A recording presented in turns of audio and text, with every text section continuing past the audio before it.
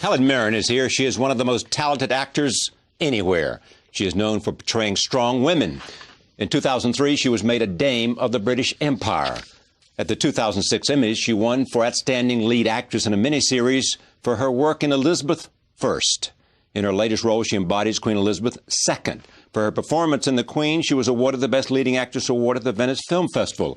Here she is as Queen Elizabeth I and Queen Elizabeth II. Oh, you're looking at my ankle, Essex. Well, Your Majesty has a very well-shaped ankle and a perfect figure. Yes, well, I have a grateful nation gnawing at my inside. Have we shown you how to start a nuclear war yet? No. Oh, first thing we do, apparently. Then we take away your passport and spend the rest of the time sending you around the world. You obviously know my job better than I do. Yes, well, you are my 10th Prime Minister, Mr. Blair. My first, of course, was Winston Churchill. Also joining me is director Stephen Frears. His films include Dangerous Liaisons, High Fidelity, and Mrs. Henderson Presents. Here is the trailer for his film, The Queen. I prefer to keep my feelings to myself. Foolishly, I believe that was what the people wanted from their queen. When you no longer understand your people, maybe it is time to hand it over to the next generation.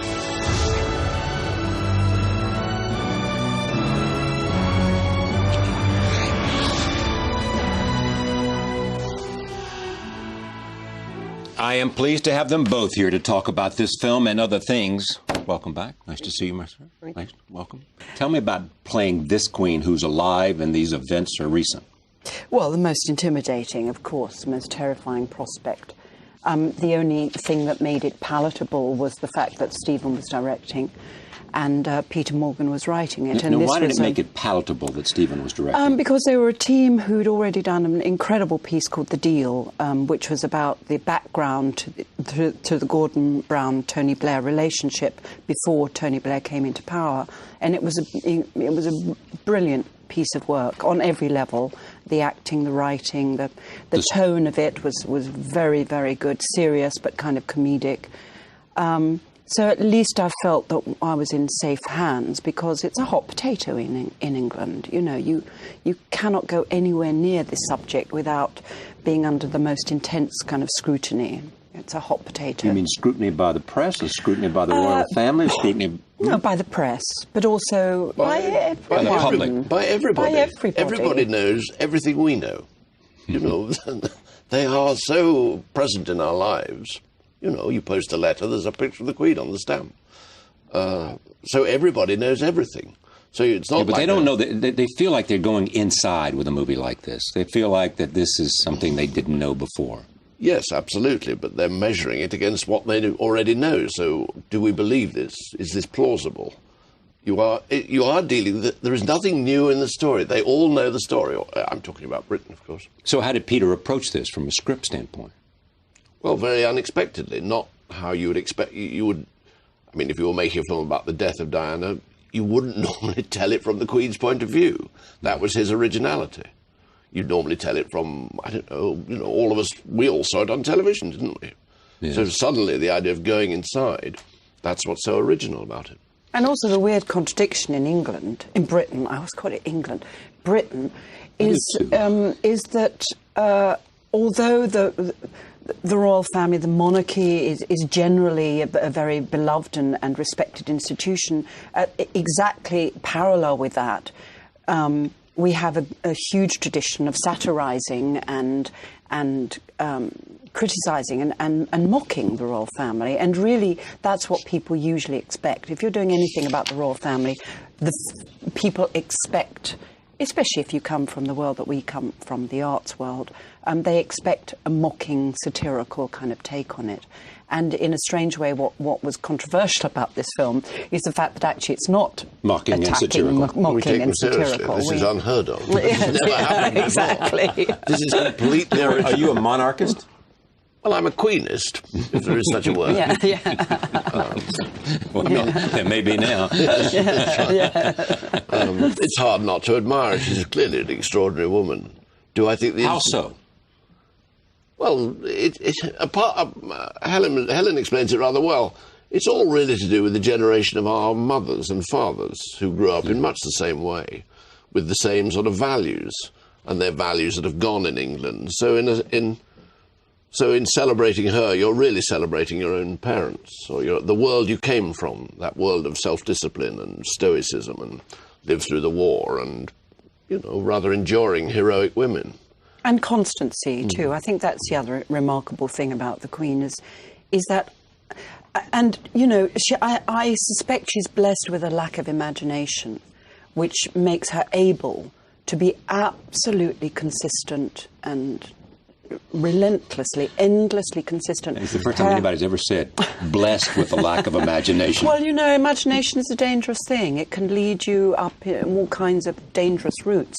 And I don't think the Queen has that kind of imagination. And because of that, she's able to be utterly consistent. This is my perception only, you know, and it's dangerous to go Probably down could that say the route, same thing but- about the Pope. Well, popes come and go much quicker. I mean, how many popes has the Queen been through, for example? You know. There's so many quotable things coming out of this. That's right. So how did you watch a lot of video of her? Oh, yes, of course. You read every biography? I read every biography. Robert Lacey's was very valuable. And actually, the one that I found the most valuable was a book that was written by her nanny when Margaret and Elizabeth were from an age of about 3 to about 18. They had this nanny called Crawford, something Crawford. Oh, what was her name? Terrible. I can't. Anyway, she was known as Crawford. And when she was let go, she suddenly found herself without employment, and wrote a book about her experience, and it was considered to be a most appalling betrayal, but it was very valuable. Although it's a rather sycophantic book, actually it gave great totally insights. in praise of the Queen. Well, the Queen is a little girl at that point. She's not a queen. You know, she hasn't become queen when Crawford writes a book. She has no possibility of becoming Now, why queen. was that the most valuable book? Because you understood what she'd gone through, and therefore... No, because I understood then her background, her upbringing, and also, much more important, the nature of the personality of the person before she became the monarch. So what... Go ahead. No, just so her true character, as opposed to the character that she had to embrace along with the job kind of thing. So it was that I kind of looked at a lot. For all this reading from watching, help us understand what we will see in a minute in your portrayal. Well, that inner sense of responsibility, I think, that came, I think she had long before she became the Queen. And there was one little tiny piece of film that I watched over and over again of her when she was about 12 years old, getting out of a car and meeting a dignitary just as a posh little girl doing a posh girl's job, you know. But she does it with such gravitas and seriousness, and I've got to do this right, you know, and there's no smirking, and there's no, you know, aren't I cute, or, you know, aren't I lovely, or aren't I rich it's and duty, posh. duty. It's just duty, and she had that.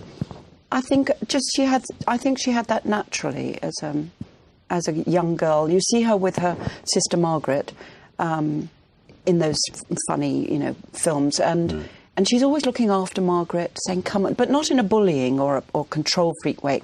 Sort of helping her along. Someone, we've got to go this way now, and no, don't run there, and you know, we've got to be quiet now. So she's got that sense of responsibility.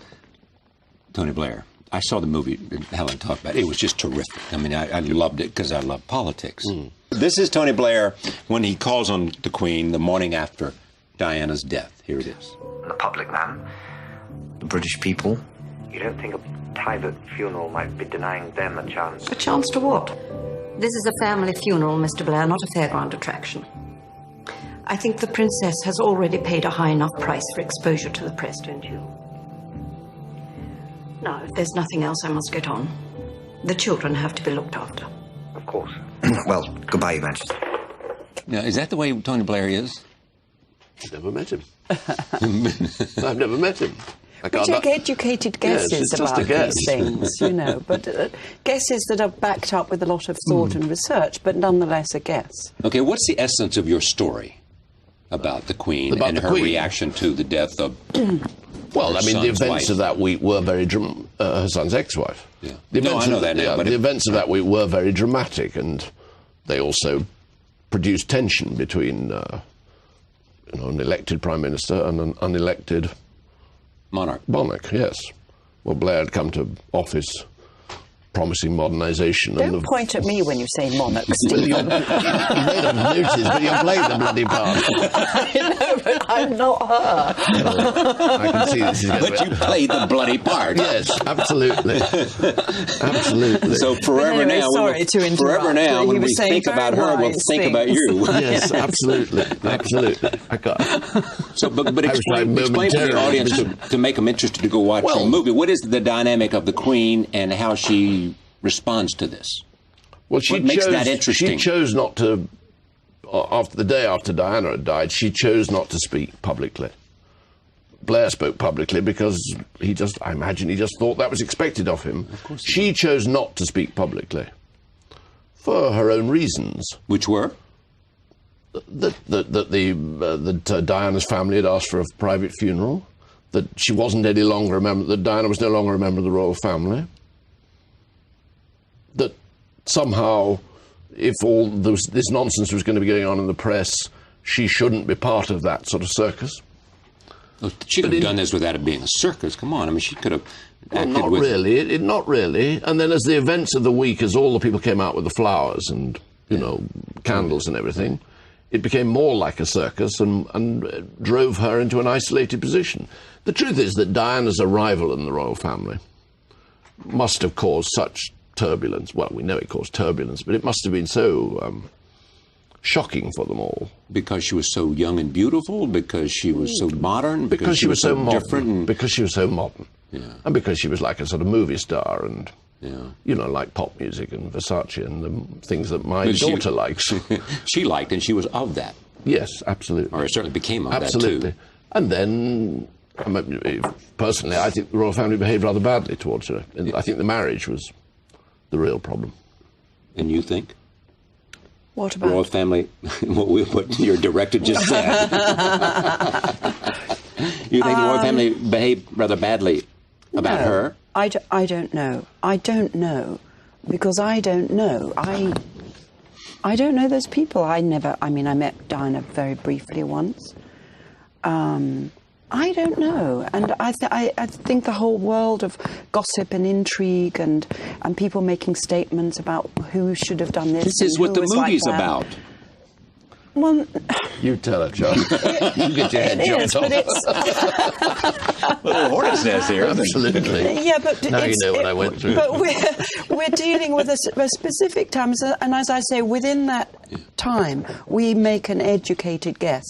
I don't know anything about Diana. I haven't studied her. I haven't read my research books, and anyway, I think because the whole issue of Diana was so loaded in terms of celebrity, in terms of the press, in terms of the public falling in love with her, falling in love with an image of her. I think it'll take a long time for us to discover the truth, quite honestly. And I don't want to make any judgments either way. Understood. I lost, didn't I? I'll go and shoot myself. You just want to avoid this question. Yes, whether... No, but her reasons are very good. I mean, the truth is, it is just gossip. Yeah. In terms of how the Queen Mother the Queen responded to all this and what she felt about Diana, our movie, what she felt about Diana. I don't think our movie is gossip. Yes. I'm not saying that at all. I'm saying our movie is well researched, as I say, very well researched, very deeply thought about, educated guess. And people who watch this could consider the truth. I think of it as a portrait, in the way that when you go and see a painting of the Queen, and every painting is different, we're just doing a portrait of those 2 weeks. It's our sensibility as artists, what we imagine might have happened. It's no more and no less than that.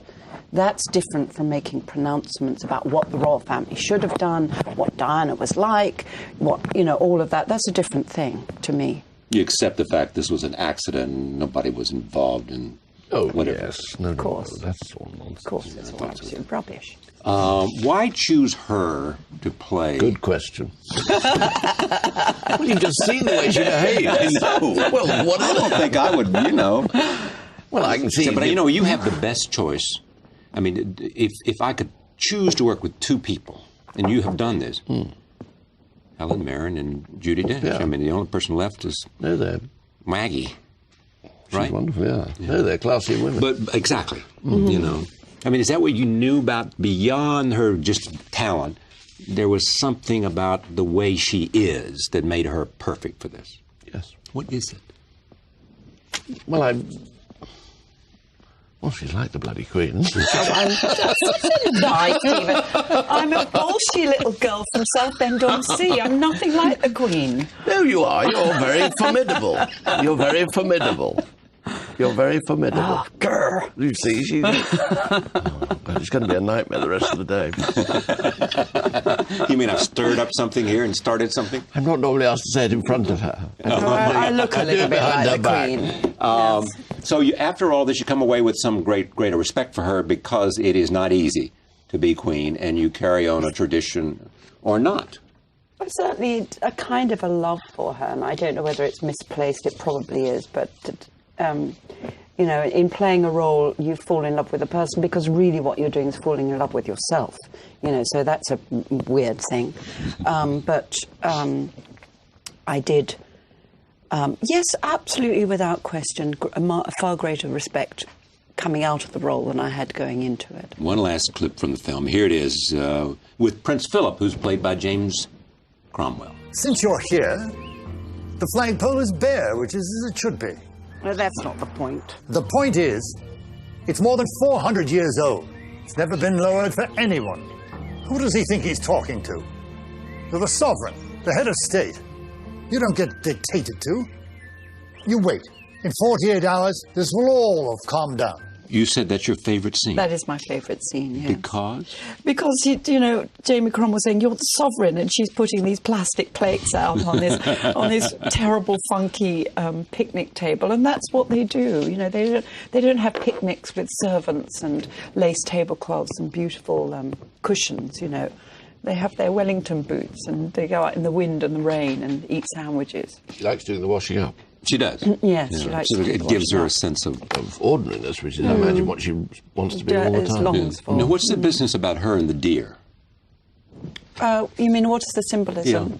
I think that's up to the audience to find. I think many people have different ideas of what that symbolises. We know what it meant to Peter as a writer. I know what it meant to me as an actor. And maybe Stephen has a different idea, and certainly different people in the audience have different... Like, that's a good symbol, actually. That's what symbols should do, But of course, you're making a film about... so, I'm sorry, you'll say this is gossip, but you're making a film about a woman who famously doesn't show her feelings. Yeah. I mean, makes a virtue of not showing her feelings. Right. So I guess opportunities where you can see her feelings are quite hard to find, and you really take advantage of that. I want to show this. To the audience. You once said, I don't mind if I don't have any lines as long as I get to wear a crown. I like the way you say that, Yeah, Charlie. there you go. Look at that picture. There she is. That's a fabulous picture. That's a great picture, You like yes. it? I do. I love it. It's great. Thank you very much. Lots of people are raving about it, and especially your performance. Thank you for joining us. See you next time.